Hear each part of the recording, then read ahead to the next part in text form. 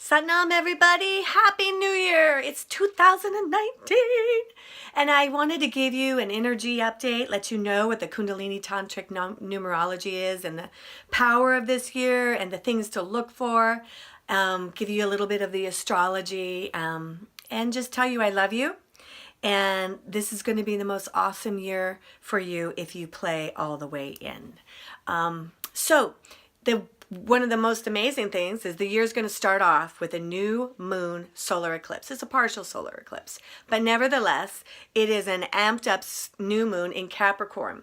Now, this Capricorn energy is going to be dancing with Cancer throughout this whole year as it creates the eclipses, but it also creates the journey for our soul.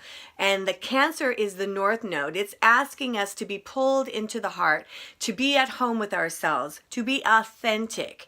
And it's drafting on the discipline and responsibility and leadership of Capricorn, but not to the detriment of having ambition and success take away from the heart and the home. So this new moon is this Saturday. And it's very, very powerful because there are 4 energies in Capricorn. That's called a stellium in astrology.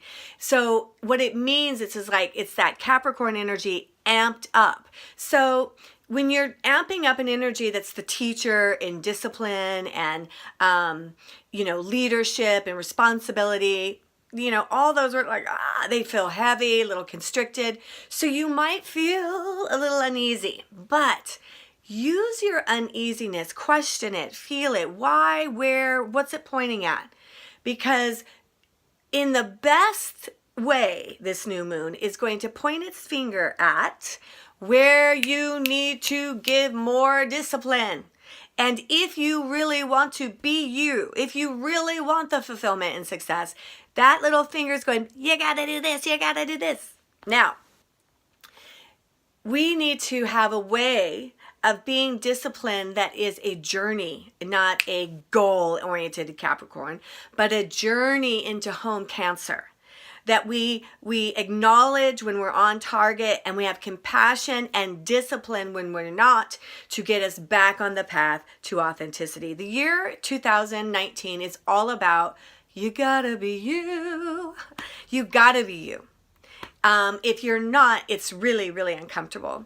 And being authentic is one of the biggest energies this year, and authenticity is the way into Dharma. So Dharma is living the life you're meant to live, living your purpose, right?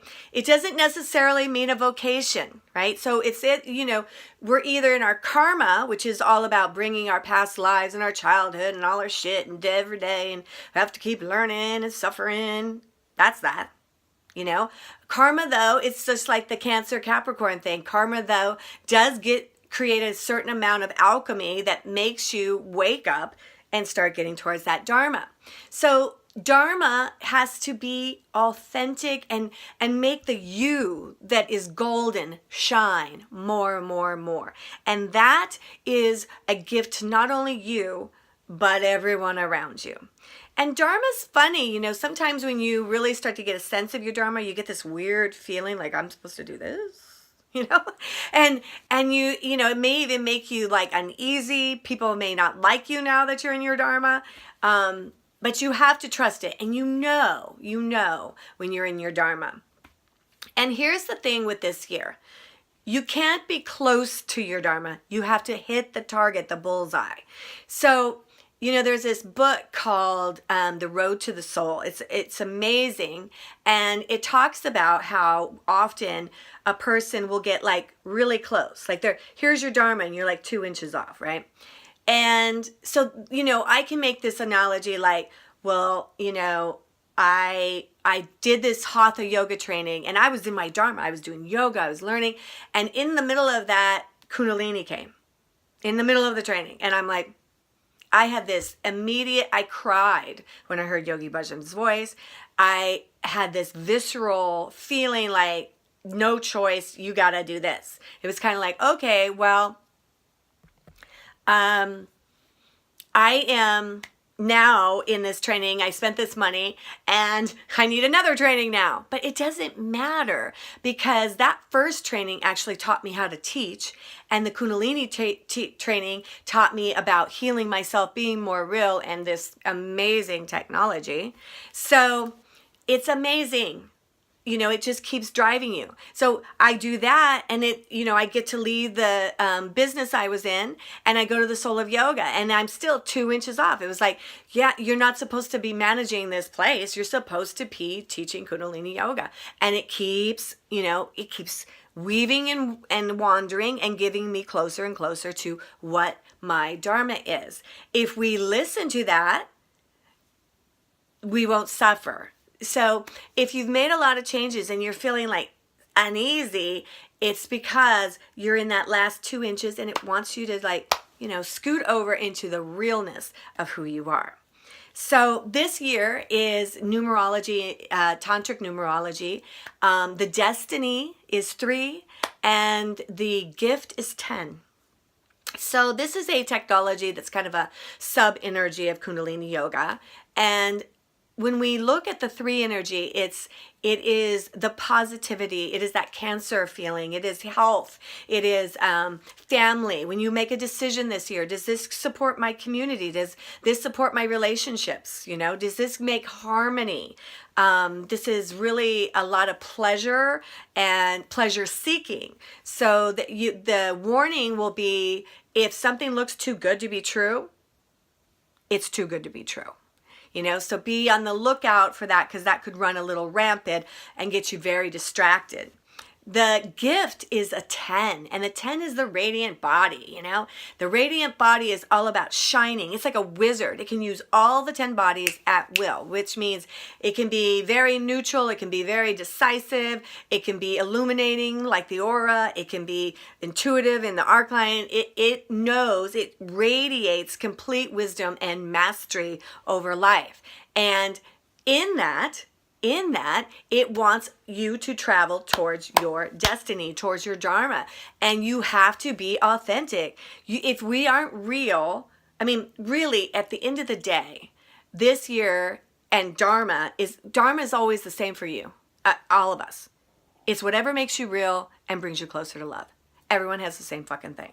It's just that we do it in a different way, and when you're in your Dharma, you're at peace, right? So doing this video, I love to share the wisdom. When I sit down on that little lammy and I start teaching Kundalini Yoga, I'm at peace. Nothing bothers me. It's like, this is it. I'm in a zone. Sometimes I have no idea what really happened. I'm just there, right? When I do Kundalini for myself, it's totally different. My head is processing. Sometimes it's very hard. It's very healing. It's very disciplined, So that is a medicine, where teaching it is my Dharma. Now, Dharma does not necessarily mean you make a living at it. For much of the time traveling in my Dharma, I did other things. And even still, if it wasn't that Tony had this amazing, carpet cleaning job, I don't know, we wouldn't be able to survive on this like I did in the corporate world. Not to say this won't change, but my point is, I do not put that on my Dharma. Whatever happens on the monetary level, okay. My job is, I'm going to do whatever it takes to stay in it. Period. Right? So, you're going to get a lot of help this year, a lot of power, and you can have more assistance if you come see me and my beautiful husband, Mahanraj Singh. There's so much stuff. One of the biggest things is the Kundalini Yoga teacher training. There is nothing like the Guru is you. And it is a Dharma awakener. So if you're on the fence, you got to do it. It is going to open you up to how you can be in alignment with your true self.